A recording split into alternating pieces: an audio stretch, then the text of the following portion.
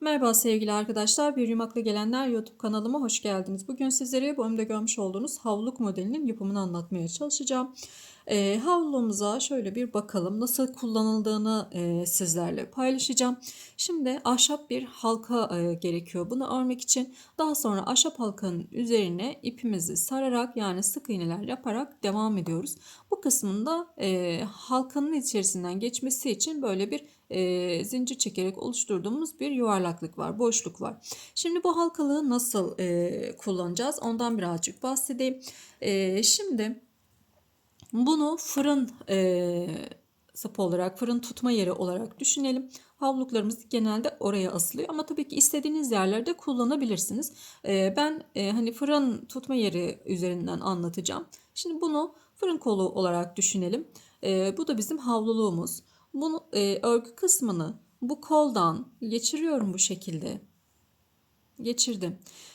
Bu yuvarlak kısmı yani bu zincir çekerek oluşturduğumuz kısmı da bu halkamızın içerisinden geçireceğiz.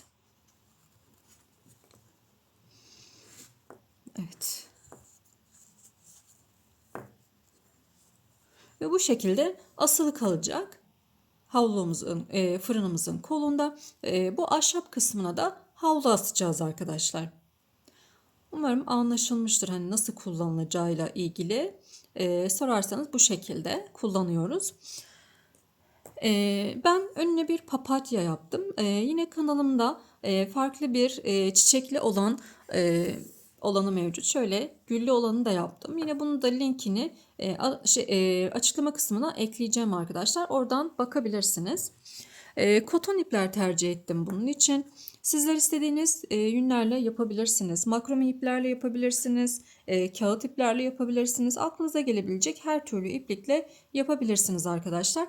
Şimdi kullanmış olduğum halkam dıştan dışa 7 santimlik bir ölçüsü var. Ben birazcık büyük bir halka kullandım. Bunların 5 santim olanları da var. Ama ben bunu daha uygun gördüm kendim için. Hani sizler eğer küçük yapmak isterseniz veya elinizde küçük vardır onunla da yapabilirsiniz arkadaşlar. Şimdi öncelikle tığ olarak da 3,5 milimlik bir tığ kullandım. Öncelikle tığımı halkamın içerisinden bu şekilde takıyorum. İpimi de buradan alıyorum. İçinden çıkarıyorum. Bakın ipimi burada halkaya yasladım. Sabitledim onu oraya. Bunu da buradan alıyorum. Şöyle bir içinden geçiriyorum. Bunu sık iğne olarak saymayacağım. Şimdi devam ediyorum. Bir tane daha ilmek alıyorum ve bir tane sık iğne yaptım. Şu ipimizi de çekelim, sıkılaştıralım burayı. Evet. Bir tane sık iğnemiz oldu. İkinci sık iğnem. 3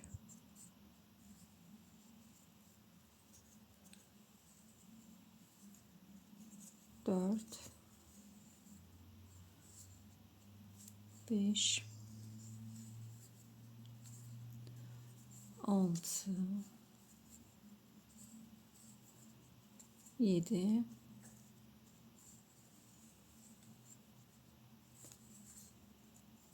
8 9 10 tane sık iğne yapacağım ben buraya. Eğer küçük halka kullanıyorsanız 8 tane sık iğne yeterli olacaktır. Benim ipim hani çok kalın bir ip olmadığı için 10 tane sık iğne yaptım. Benim bu 10 tane sık iğnem 5,5 santime eşit arkadaşlar. Ördüğüm zaman yukarıya doğru. Şimdi bir zincir çekiyorum. Dip kısmına şöyle yakınlaştıralım. Bakın dip kısmına bir tane sık iğne yapıyorum ve her bir ilmeğime sık iğne yaparak devam ediyorum.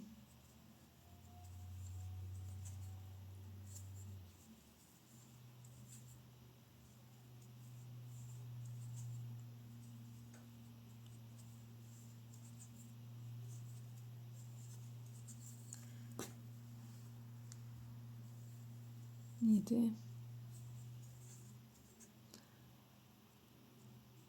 9. Evet 10 tane mi oldu? Kaç tane? 2, 4, 6, 8, 9 tane oldu. Bir tane de sondakini yapıyorum ve 10. Döndürüyorum. Şöyle dip kısmına yine sık iğne yapıyorum.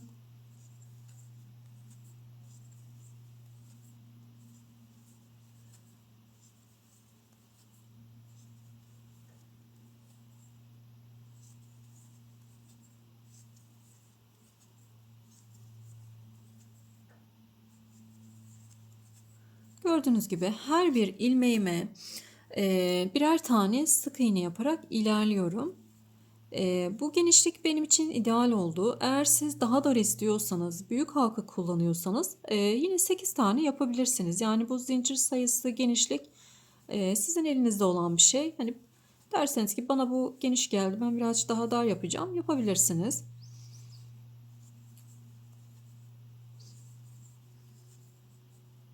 Şimdi sık iğneler şeklinde toplamda 22 sıra kadar ördüm bunu. 22 sıram 13,5 santime denk geldi arkadaşlar. Şimdi ben 22 sıra öreceğim. Hep sadece sık iğne olarak. Sizler de örün, sonra devam edelim. Evet, 22 sıra ördüm. Daha da uzun isterseniz örebilirsiniz arkadaşlar. Bir sınırı yok.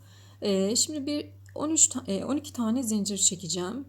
2, 3, 4, 5,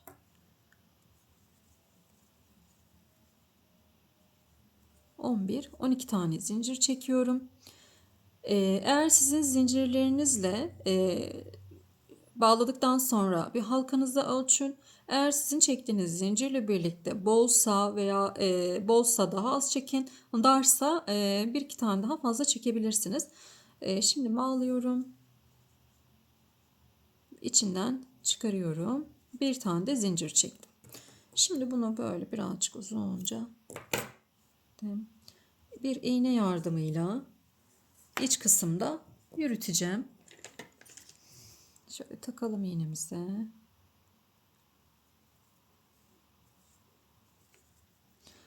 Buradaki şu ilmeklerden alıyorum iğnemle birlikte.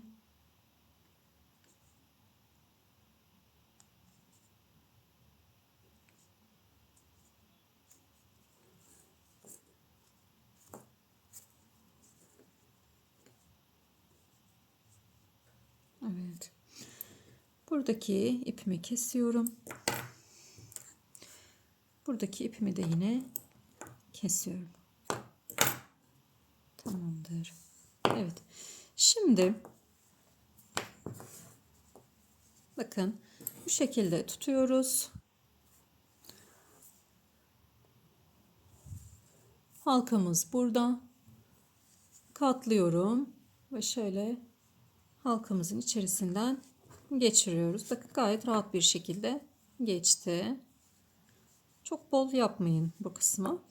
Evet. Şimdi buraya çiçeğimiz gelecek. Tam bu ipin olduğu yere çiçeğimiz gelecek ki bu ip yukarıya doğru gitmesin. Bakın buradaki ipim burada. Çiçeğim onu engelliyor yukarıya çıkmasına. Şimdi çiçeğimizin yapımına geçelim. Önce ortasını yapıyorum. Bir sihirli halka yapıyorum. Sihirli halkamın içerisine 6 tane sık iğne yapacağım. 1, 2, 3, 4,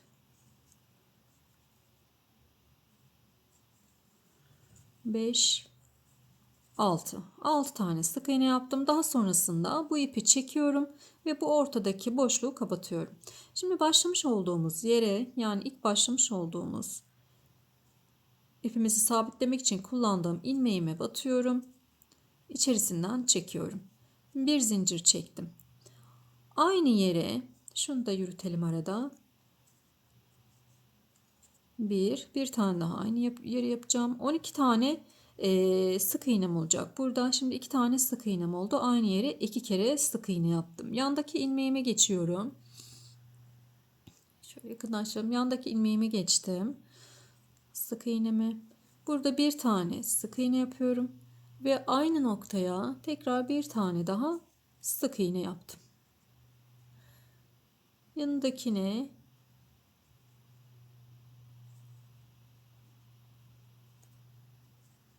sık iğne yaptım.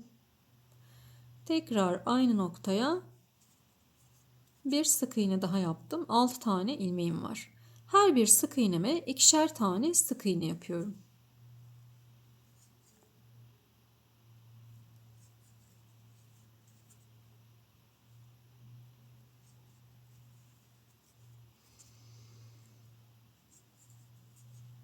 On, 11 ve 12 tane ilmeğim oldu burada. Şimdi başlangıç noktamla birlikte birleştiriyorum arkadaşlar. Bir zincir çektim ve ipimi burada kestim.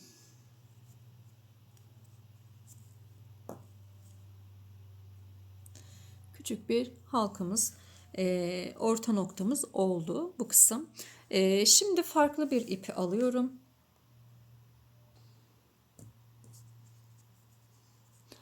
Böyle herhangi bir yerden tığımı taktım. Bakın herhangi bir yerden tığımı taktım.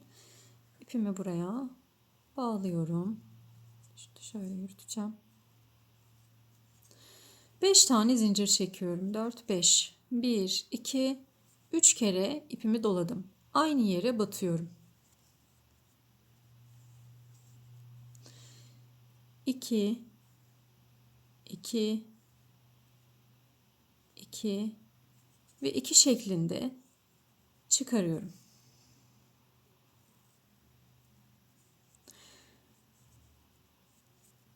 Yine 3 kere doladım. Aynı yere tekrar batıyorum. 2, 2, 2, 2 şeklinde çıkarıyorum. Şimdi eğer 3 kere de çıkmak, yani 3 kere dolayıp 3 kere de çıkmak sizin için havluluğunuz için büyük gelirse benim burada yapmış olduğumu da yapabilirsiniz. Yani ben size her iki tekniği de göstermiş olayım arkadaşlar. 3 kere dolayarak daha büyük yapraklar elde etmiş oluyorsunuz. Veya şu şekilde de yapabilirsiniz. Şimdi 4 tane zincir çektim. 5'ti. 4 zincir çektim. 2 kere ipimi doluyorum.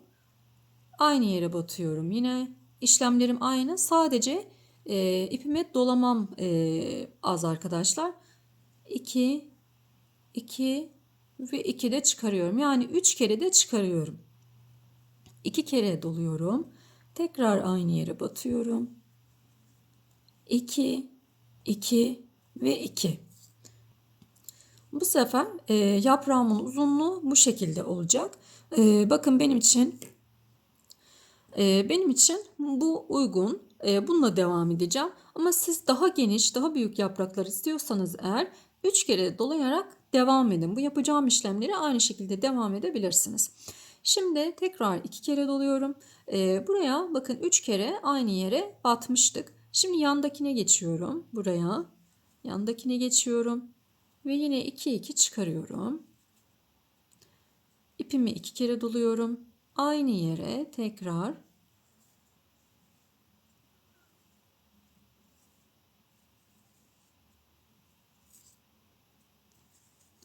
buraya da 2 tane trabzan yaptık. Üçlü trabzan. Şimdi 4 tane zincir çekiyorum.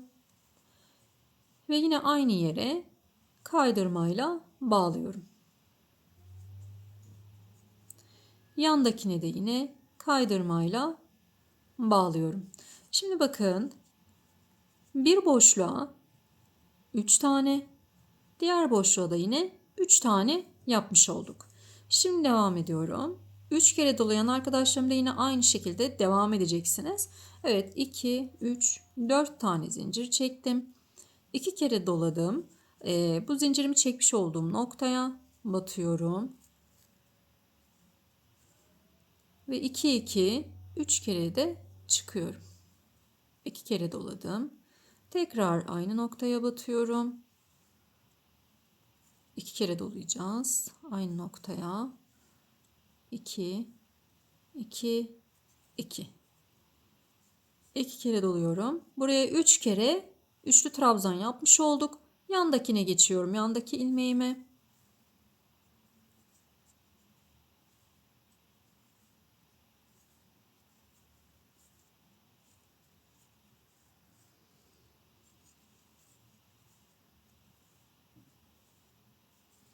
2 tane trabzan yaptım. Şimdi 1, 2, 3, 4 zincir çekiyorum ve aynı noktaya tekrar kaydırma yapıyorum. Yandakine geçiyorum, kaydırma yapıyorum ve 4 tane zincir çekiyorum. İkinci yaprağımız bu şekilde oluşmuş oldu. Şimdi tekrar aynı yere batıyorum. Yine aynı yere.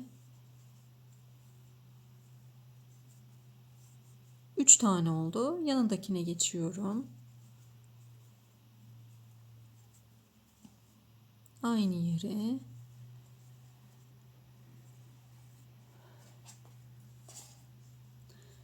Dört tane zincir çektim ve aynı yere kaydırmayla bağlıyorum. Yandakine de yine kaydırmayla bağladım. 3 tane yaprağımız oluşmuş oldu. Toplamda 6 tane yaprağımız olacak.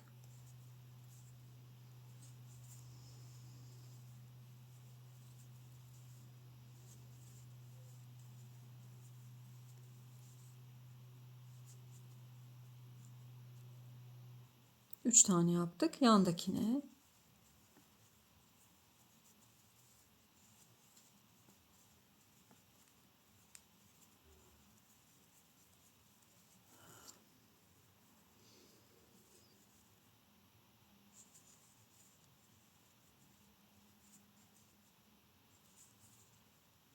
Evet, diğer iki yaprağımızı da yapıp gelelim. Evet, en son 4 zincirimi çekiyorum. Hemen dip kısmına kaydırmayla bağlıyorum. Bir tane de zincir çekip ipimi kesiyorum. Evet. Şöyle elinizle yapraklarınızı düzeltebilirsiniz arkadaşlar.